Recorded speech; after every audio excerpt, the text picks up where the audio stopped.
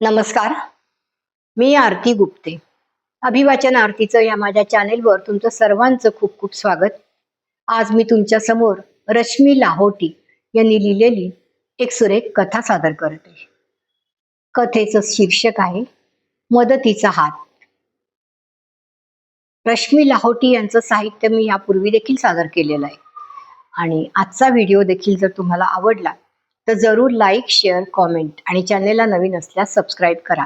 कारण तुमच्या एका लाईकमुळे आणि कॉमेंटमुळे मला आणि लेखिकेला देखील खूप आनंद होईल. तर ऐकूया आपण. आजच्या लेखिका आहेत रश्मी लाहोटी आणि कथेचं शीर्षक आहे मदतीचा हात. मनोज आणि मेधाचं एकुलतं एक सोनुलं मयंक. त्याचा 7वा वाढदिवस आणि ह्यांचा लग्नाचा 12वा वाढदिवस. घरी एक छोटेखानी पार्टी ठेवली होती. सजावटीसाठी एका फुगे आणि सजावटीच्या माळा विकणाऱ्या 20-22 वर्षाच्या एका दुकानदाराला बुक केलं आणि ते घरी आले. 2 मुलं आली. घर अगदी छान सुरेख सजवलं. मनोजनी ठरल्याप्रमाणे पैसे दिले. त्यातला फक्त 1 रुपया घेतला आणि बाकीचे परत मनोजच्या हातात दिले आणि त्याच्या पायाशी वाकले. अरे अरे, सुखी राहा तुम्ही. पण पैसे परत का केले? मनोजनी अगदी आश्चर्याने विचारलं. काका, ही सजावट आमच्याकडून छोटीशी भेट तुम्हाला. खरं म्हणजे या प्रत्येक फुग्यांवर तुमचाच हक्क आहे. म्हणजे तुम्ही काय बोलताय? मी नाही समजलो, मनोज म्हणाला. काका, आम्ही दोघंही सिग्नलवर भीक मागणारे दोघं भाऊ. तुम्हीच आम्हाला हा व्यवसाय करून इज्जतीने पैसा कमवायची प्रेरणा दिली. तुम्ही आम्हाला विसरलात, पण आम्ही तुमचा चेहरा कधीच विसरू शकणार नाही. दोघं अगदी उत्साहात बोलायला लागली. मनोजला एकदा त्यांनी केलेली छोटीशी मदत आठवली आणि तिचा हा विस्तार पाहून तो अगदी मनोमन सुखावलाच. 10 वर्षापूर्वीची गोष्ट.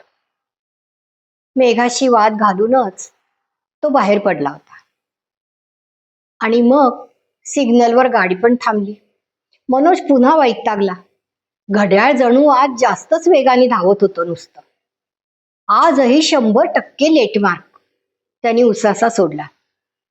तोच गाडीच्या खिडक्यांच्या ग्लासवर टकटक झाली. दोन्ही बाजूला एक एक मुलगा पैसे मागत होते.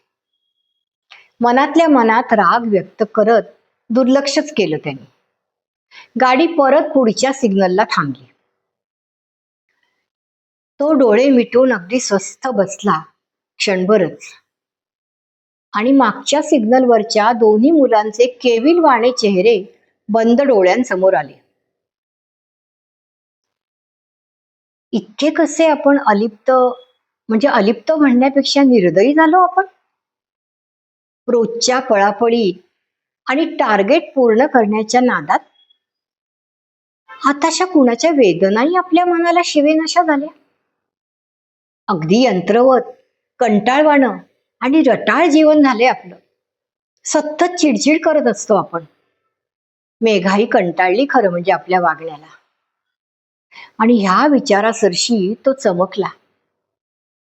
आपल्यालाच ह्यातून आता काहीतरी मार्ग काढावा लागेल.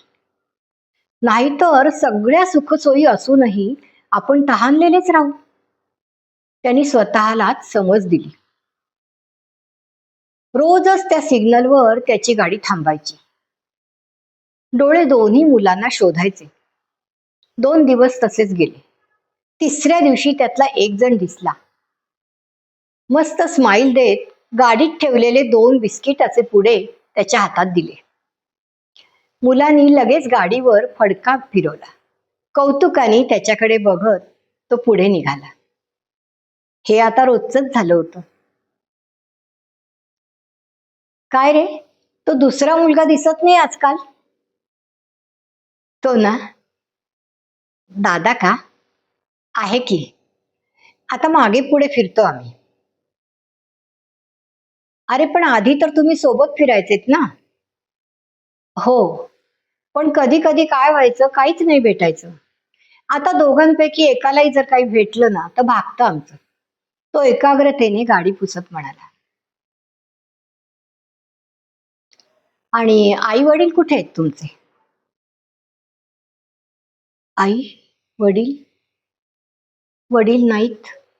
आणि आई वेड्यासारखी फिरत असते. तो पुटपुटला.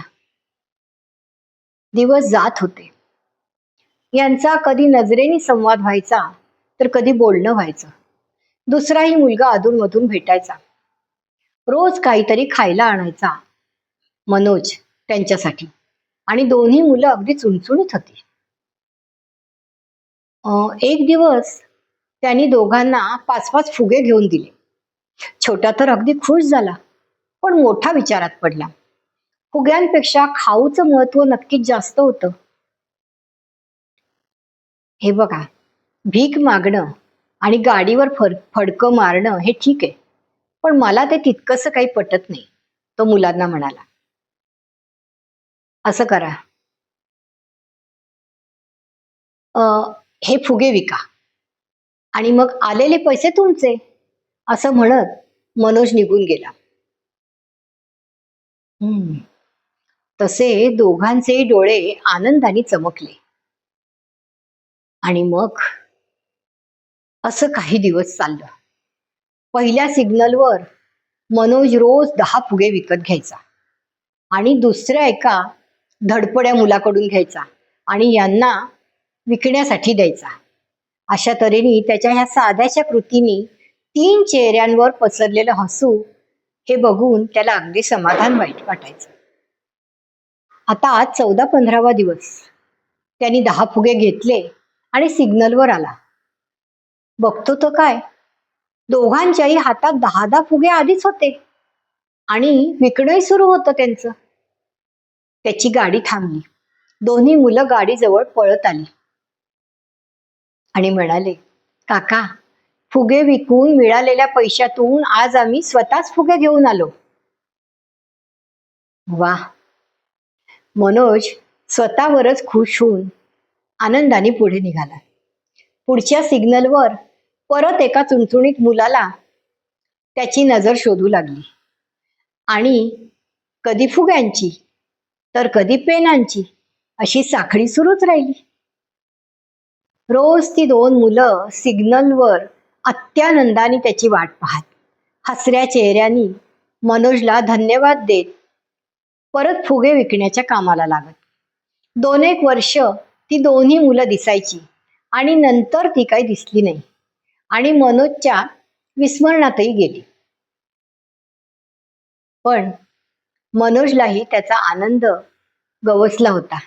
आपोआपच त्याची पण चिडचिड देखील कमी होत होती आणि डगमगणारा संसारही स्थिरावू लागला. पुढे मयंकचं आगमन झालं आणि सगळं सुरळीत झालं. आज खरं म्हणजे मीच तुमच्या दोघांचे आभार मानायला हवेत, मनोज वर्तमानात येत म्हणाला. तुम्ही? हं? अरे, त्या दिवसात मीच वैतागलेला असायचो, पण एका बिस्किटच्या पुड्यामुळे येणारा तुमच्या चेहऱ्यावरचा आनंद मला बरंच काही शिकवून गेला.